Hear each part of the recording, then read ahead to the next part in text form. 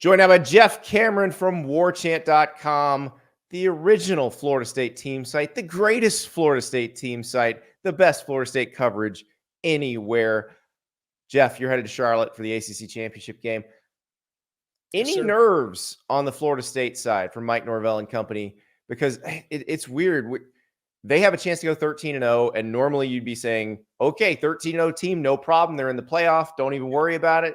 But it feels like they might even still need to worry. They might still need to score style points here. It's weird, isn't it? I don't know what to make of that. I understand that Florida State does not look like one of the four best teams in the country. But at some point, Andy, the games have to count for something, right? They have to matter. I feel like it's been strange. You know, I get it. I know that I've watched teams before, not named Florida State, for example, be ranked second or third and thought to myself around a bunch of other football folks, is that team really very good? Is that team any good? You know, they've had a key injury here or there. But it's not as if the schedule's awful and Florida State's won all their games. I don't know that they're nervous because I don't think that they would be left out if they go undefeated. I also know that it's okay to say, if you're from the outside, I don't think Florida State's one of the best four teams. That doesn't make you a bad person. It might make you angry if you're a Florida State fan, but I don't think it's a crazy thing to assess or to posit. I just think that, you know, when you have a road win against Clemson, nobody else beat Clemson on the road. If you beat Louisville, who trounced Notre Dame, I might add, and if we're going to give Ohio State credit for beating Notre Dame, well, then goodness gracious. And, of course, Florida State beat LSU in a way that nobody has. Andy, LSU got dominated in the second half of that football game. Jaden Daniels hasn't looked like that against anybody. So I just don't think you could leave him out. Well, the other part of this is they got to win this game. Well, they got to beat Louisville. Right? And here, I don't know what Louisville's going to show up. You just mentioned Louisville trouncing Notre Dame. That's the same team that trounced Notre Dame in the following week, lost to Pittsburgh. Mm-hmm. That's the same team that has lived dangerously at some points and then just threw up all over itself against Kentucky. But there's a version of Louisville that can come blow the doors off teams. And that's the part that if I'm Florida State, you probably watch that Notre Dame film and you're like, okay, we are taking this very, very seriously. Well, they got good players, and they've got a veteran quarterback. I think Jack Plummer's a good player. You know, do I think he's elite? No, but is he good enough? Absolutely. And then I think the two running backs are talented. They've got guys, you know, and they're well coached. I mean, that's the other thing. I think the world of Braum as a coach. I kept thinking when he was at Purdue, it's going to happen. Louisville will get their guy, and when they do, they're going to be in contention for the ACC title. I didn't know that it would happen in year one, but I think certainly a lot of people recognize who he is as a coach. It's a great opportunity for Louisville. Florida State is kind of limping across the finish line. And so you do see the kind of the oddity of this game. If this is the healthy version of Florida State 6 weeks ago, I think most Noles are looking at this game as, hey, look, Louisville's a good team. They're well coached. But if we play well, Florida State will win the game comfortably. But I don't think they look at the game that way right now because it's not just Jordan Travis, which is of major significance.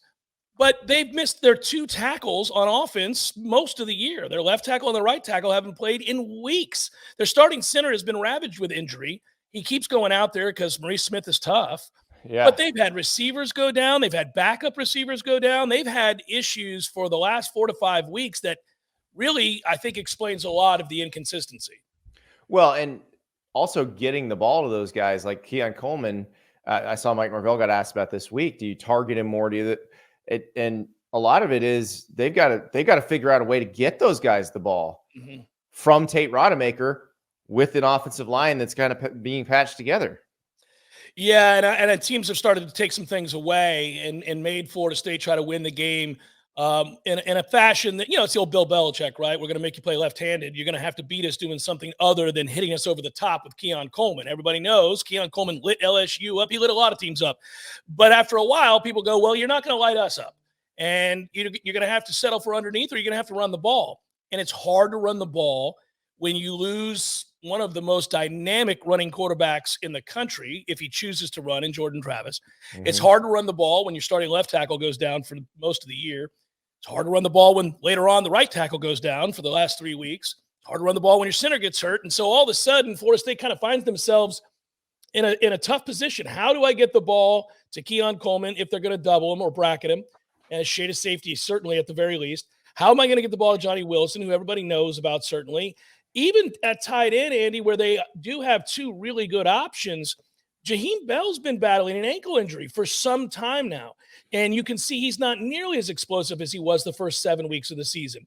So I think even those options are the kids that are playing at a lesser percentage of their overall physicality. So it's been tough. You can see they're searching. They've been doing a lot of searching in game. And the benefit that Florida State has really worked under is that this defense got better every week. Yeah. Now, some of that is the competition, backup quarterbacks, et cetera, but they are doing things to opposing offenses that are criminal. You look at some of those numbers from about the midway of the second quarter on of games after those adjustments happen, teams go from 5 yards of play, 6 yards of play to 1.7 yards of play. It's been that drastic. So kudos to Fuller and that crew because they've kind of carried the day on the back end of the schedule. How important has Trey Benson been down the stretch?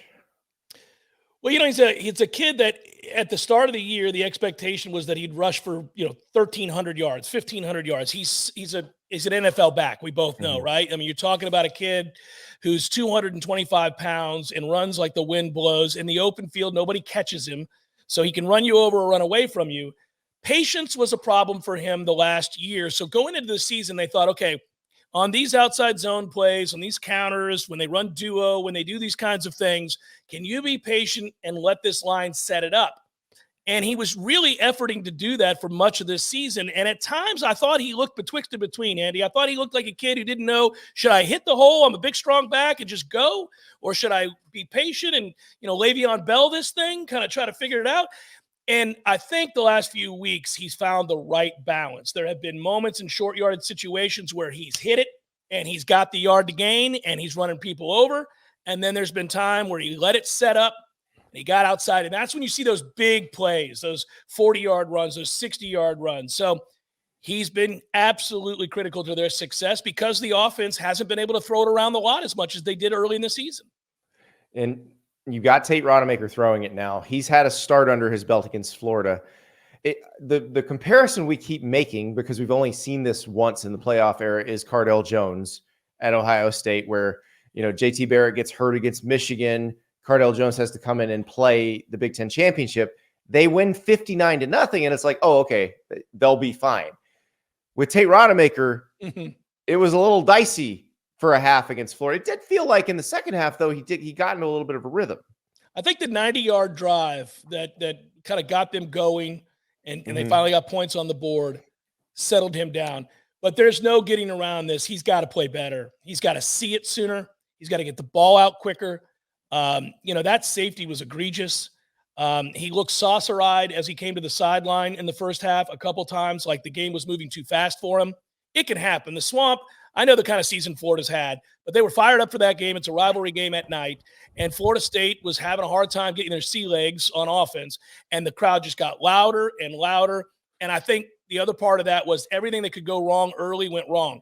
The aforementioned Trey Benson inexplicably thinks he's in middle school all of a sudden and tries to reverse field 20 yards on a 2nd and 6 run. It's now 3rd and 17. It made no sense. And it took Florida State. They tried to screen after that Florida knew was coming. Next thing you know, by the time they get the ball back, they get it on their own 10. There's a penalty. So anything that could go wrong went wrong for Tate, but that's not making excuses because he's got to be better. And I think he will be better. Now, the one caveat to that statement is it's supposed to pour on Saturday in Charlotte. Boy. Yeah. So I don't know what either team's going to look like if that happens. They're talking about winds and a lot of rain. It could really make all of this conversation moot in terms of schematically what you want to do. Well, slippery track does tend to favor the offense, though, and that's probably better for Tate because it slows down Ashton Gillott and Mason Rieger. That's one of the better pass rushing duos in the country. And that's like, he didn't see that level of pass rush against Florida, and he's going to see it on Saturday.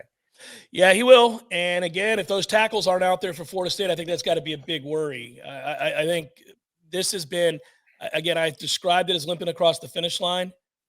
I think you get this kind of a cool situation where they've been able to win games. They've had the undefeated season. Now you got a chance to win the conference championship. And at various points of the year, depending on injury, depending on the matchup at the time, different segment groups have had to win the game for Florida State. And that really became amplified once Jordan Travis went down, obviously. And so you just, I tell Florida State fans, like, on paper, I'm not real sure this looks like a team that could win a playoff game, but could they finish this mission out? Could they win the ACC and go 13-0 and the rest is kind of gravy? Yeah, I think they could, because they've had to do it in different ways all season. So they'll have to help those kids on the edges if that's the case. Well, let me ask you this, though, as banged up as they are, obviously Jordan Travis isn't coming back because of the severity of that injury.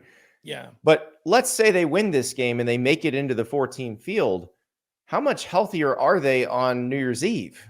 Yeah, that is the thing, right? You do have some time. New Year's Day, excuse me. Yeah, New Year's Day. Yeah, you do have some time, right? I think, I'll tell you this. I think that they would get both tackles back by then. Now, listen, there's a chance, we're told, and you know how coaches couch this, and there's only so much we're allowed to say. For those of us that are at practice, there's certain limitations on what you can report, and they're careful about injuries, as they should be. But both coaches, Alex Atkins and Mike Norvell, said this week that there's a chance the tackles play this week, that maybe Robert Scott gets a start, and that maybe Bless Harris does. They weren't sure. They said game time decision. Earlier in the year when they said that, I thought that's code for they're not playing. Yeah. But this time around, I'm not so sure. I'll put it that way. This time around, I'm not so sure. One of those two tackles may be back for certain, and maybe both. So the point I guess I would make is that they're close, right? Either way, well, they're close. So if they're that close, then you would think by the time, if they were fortunate enough to win this game and go on to the playoff, that both those guys would be back. And that makes a huge difference, obviously. Now you can run some of the deeper routes, some of the slower developing plays that they were running earlier in the season, because your quarterback is not going to be under duress. I mean, those are two really good tackles. So it's a big deal. Well, and also, if they're close to being ready to play, if you're making that decision, this is a do or die situation. You got to play them this game, and you get a month off afterward. So it absolutely does feel like if you're leaning that way, if they're leaning that way, if the medical people are leaning that way, then you may see them. And that, as you said, makes a huge difference. I think every Florida State fan traveling to Charlotte, if you're watching pre-games, I mean, that's the first thing they're going to do, because they know Jordan Travis isn't coming out of the tunnel. So put that aside. Go look at your left tackle and go look at your right tackle in warmups. If it's Bless Harris at right tackle and Robert Scott at left tackle, smile. You're going to feel pretty good. Well, and I think you're right. I mean, we talk about Keon Coleman and Johnny Wilson. A lot of their success depends on the quarterback having enough time for them to get down the field so that you're in a position to throw to them. And so for Tate Rodemaker, he needs enough time to do that. If Scott and Harris are out there, there's a real good chance he has that time. And he's got a cannon. That's the one thing. He's got a very good arm. He's got a better arm. He has a better arm than Travis, right? Yeah, he does. Yes, he does. He has a better arm than Jordan Travis. He throws the deep ball better than Jordan Travis. There are times at practice, I've said this before, maybe on here, Andy, where you walk out of practice and you go, I think Rodemaker had the better day. Now, there's so much more to playing quarterback than just throwing a beautiful deep ball. But there are days when that's going on where he is just putting it in a basket and it's on a line. And you go, oh my, that's NFL. And then there are days like the first half of the Florida game where you go, kid is not seeing it. It's too fast for him. He's patting the ball. All the telltale signs of feet are getting a little anxious. And you're going, man, this isn't it. So you get great Tate and terrible Tate. You don't get a lot in between. Well, here's hoping for the Seminoles' sake. They get great Tate on Saturday in Charlotte. But you're right. It may be a slop fest. It may come down to who can run the ball better and who can tackle better. Yeah, defense has been really good for Florida State. So, who knows? I guess everybody who's of the sporting mind, you may be looking at the under here if we get that kind of weather. I know at the beginning of the week it was looking at like 49.5, something like that, 2-point spread. So it's a game where the experts think it's going to be very close. I do too. And it could be close and a lot lower scoring game than we anticipated if we're going to have rain throughout. Jawar Jordan and Trey Benson, very, very important people on Saturday night. Yeah, Jeff Cameron, thank you so much. Thanks, Andy. Good to talk to you, buddy. Thank you so much for watching. Just a reminder, subscribe to this channel right here so you never miss an episode of Andy Staples on 3. And oh, by the way, watch all the other great videos on the On3 Sports YouTube channel.